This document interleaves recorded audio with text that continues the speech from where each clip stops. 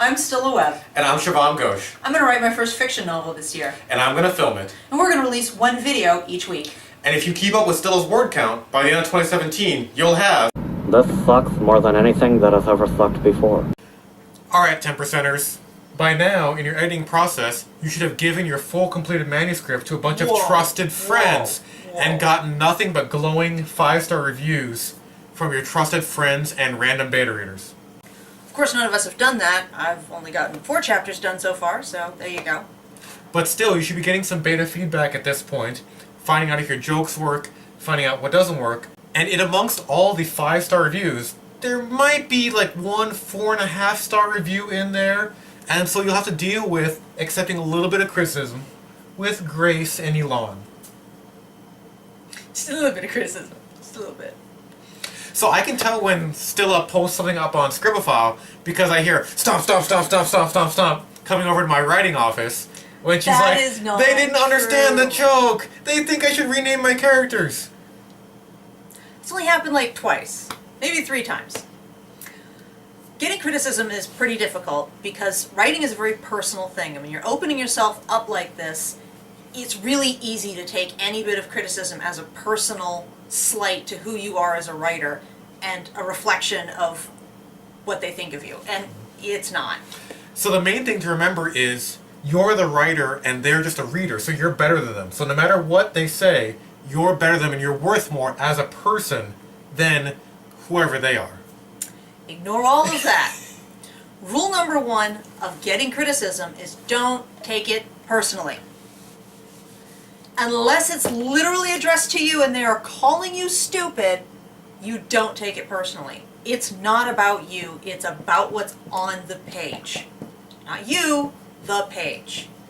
This can be really tricky to do, but it's the number 1 thing you have to master as a writer. I'm taking that personally. Well, it is. You know, if somebody says, this joke isn't funny, I don't know what you were going for, sometimes your response is, what? I'm not funny? Have I never been funny? You've laughed at my jokes. Why aren't you laughing at this? You know, it's really easy to take it very personally. Yeah, so backing up a bit, when we had a live functioning writers group, I would give the chapters to the writers group in person, and I would watch them read it, and every time they laughed, I would say, what are you laughing at? You know, I would mark down where you laughed. Yeah. And for a comedy writer, that was important because comedy is one of the few things you can't really judge if it's going to work. So this isn't about taking it personally, this is just about kind of the mechanics of how you do criticism. You're doing most of your feedback through Scribble. I am. Currently I'm putting it up on Scribble, and there's some people there who are reading it for me, and they are saying in the inline critiques, lol, that was funny. They're definitely pointing out moments when they thought it was funny, when I was being particularly witty. Yeah. Good. Yeah, the Scribblefile's been pretty good so far. And Scribble is a good community to to provide constructive feedback. Like, most of the bullshit is out there, they're going to give you bad feedback, so... Or you're going to get what we talked about before, they're going to give you nothing but glowing feedback and nothing constructive. Yeah. And that's utterly useless. Yeah, so if you're in a writer's group where you don't know the people very well, for example, set up by a Barnes & Noble in your local college town that somehow made you the owner? I have no idea where you're going with this, honey. Made you the leader of the writers group, and then you have to find a way to bring a woman writing about her dog and a guy writing about D&D campaigns and your science fiction campaign together all at once and do constructivism. Sometimes that might happen to you, but you'll get pretty shitty feedback. If you're in a if you're in an online group where you don't know the people, you'll get bad feedback. Scribble seems to be constructive feedback. It is. You'll get criticism from people that you don't know, but almost everybody there gives good constructive feedback. Number 2 is listen to beta readers on what's broken. Don't listen to beta readers on how to fix it. Yeah. I've actually got a good example of this just in the first 4 chapters that I've had people read. They kept coming up with things like, there's a lot of threads going on here, you've got a lot of plot lines, it's not all tying, I'm wondering if this is going to tie together or not, I don't know if this is working, we'll see how it goes. And I realized everything I had written, all the problems they were having, all were the same problem, but they didn't know that yet. So I had to go back and tie them all up a little bit So Shivam and I worked that out as a solution, but we didn't listen to any of the solutions on Scrib. We just looked at the problem. Yeah, this happens most when you're giving your manuscript to other writers for feedback. Yes. They're going to say things like, I had trouble connecting with your main character. Good feedback. You should make her a one-armed lesbian with with a abusive father who worked in the Merchant Marine. Bad feedback. Yeah. So, again, when I was writing Infinity Squad, I would listen to people saying, I don't understand how the science fiction is working here. I don't understand what the aliens want. I don't understand what their plan is. That's good feedback. But then, in our writers group, people would suggest, oh, you know what you should do? So whenever someone says, you know what you should do, don't listen to them. They don't, most of the time. 90% of the time, they probably don't necessarily have a good idea because they don't understand your manuscript and your world as well as you do. Yeah. So you're going to have a better idea about how to fix the problem than somebody who knows nothing about it will. Yeah, and that's them trying to write your book. Yeah. So That happens. the biggest benefit of beta readers is finding problems you didn't know about. You absolutely have to use them to find jokes that don't work, characters you can't connect to, but the downside is when they try to fix it. Yeah. I actually have had a couple of suggestions that have been good on a line-by-line basis in Scrib, and those can often be helpful. Like, maybe you should put this up here, this line should be the first line. I'm dyslexic, so I have a thing about putting things out of order, so sometimes, not always, sometimes they come up with a good suggestion on a line-by-line basis. When it comes to overarching plot problems, they don't have good solutions. They put out really good problems, though. Yeah. And he loves to give me plot solutions. You take most of them. No, Yeah. I might agree with you saying there's a problem, but the only one to date that I have agreed with you on is taking the taking the car accident out of my book. And the fact they can't just kill them and take the necklace off. You and it to be pointed killed. out that was a problem. Yeah. I came up with a solution. You suggested it, and I thought about it. It was like the 12th suggestion, because the first 11 were batshit insane. They're all gold. All gold. Batshit insane. All right, that's 2. All right, are we done? Fix. God damn it. And what isn't? You missed up. Schism? Criticism, yeah. Oh, yeah, you're saying yeah now. No, I now know how to spell that word, because it's criticism. Criticism. Number 3, don't fix everything. You're going to get a lot of criticism about a lot of little problems, a lot of little things that people have issues with, words here, sentences there, names, blah, blah, blah, blah. You don't want to fix everything. If you fix everything, it's not going to be your story anymore. So, there was a thing in Infinity Squad 1, And then suddenly, which Stila was trying to fix in I mine, don't like it. and yeah, as an author, you have to realize when to reject criticism. It was something like, yeah, what was it? Words like something about, oh, yeah, right away. Pet peeve phrase. Yeah, so she tried to take that out whenever she saw it, and I just had to be like, no, that's staying in. So, It's stated. again, it was kind of related to number 2. Like, she could point out that this paragraph feels clunky, and then her fix was take out the phrase right away. I'm like, no. Just take that phrase. Yeah. So- Oh. No. One good way to one good way to decide about this is the people giving you the criticism, what do they normally read?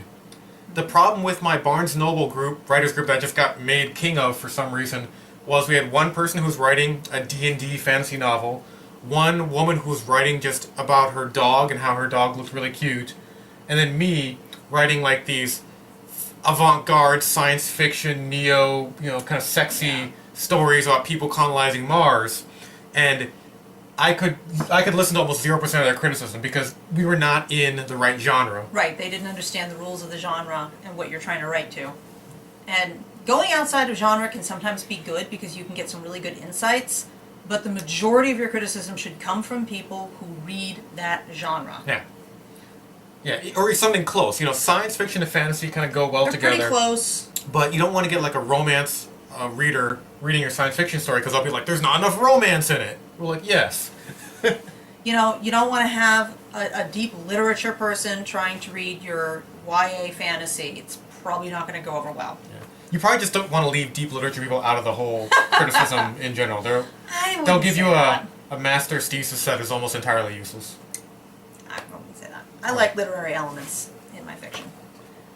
I was going to put number 4. Another don't, great... Don't use literary. Stop. Literary people.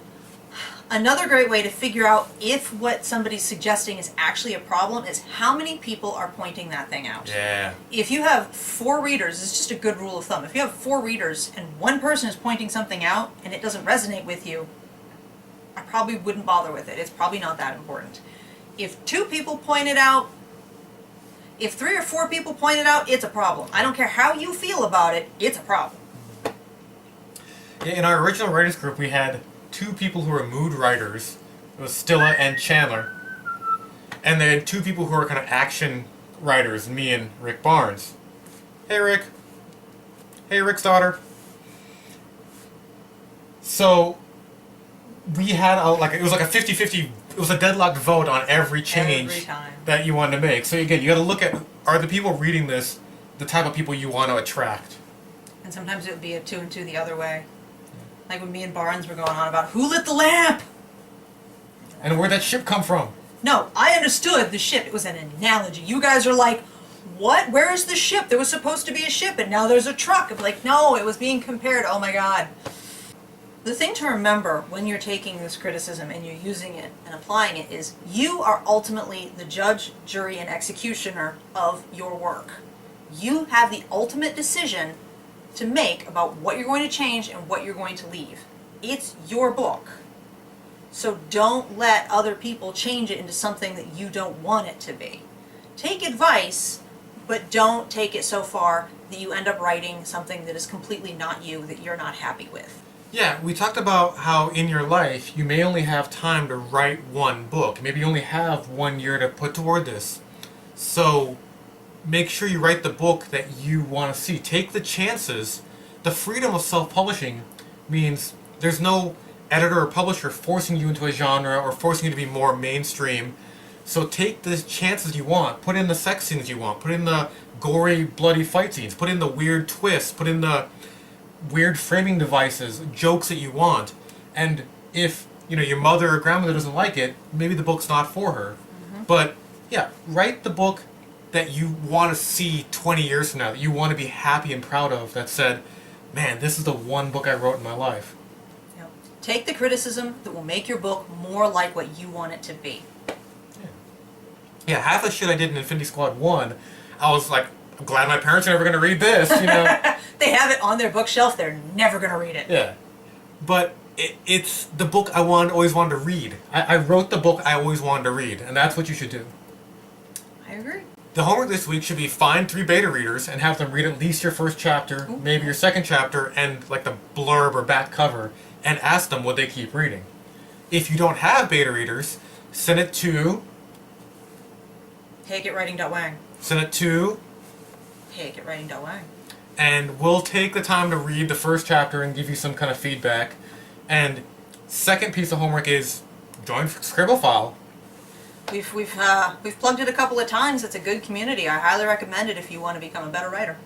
How's it work, Kitty? Real quick. Scribblefile is a critiquing site community. So you get involved, you critique other people's works To build up points. to get karma, which allows you to then post your own works for critique.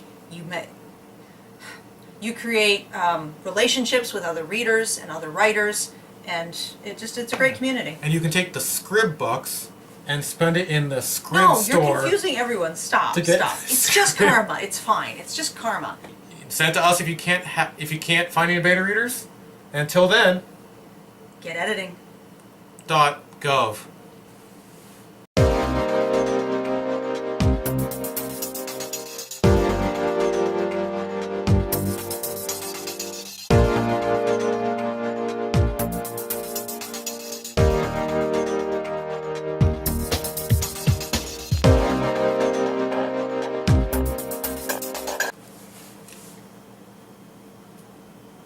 We're back!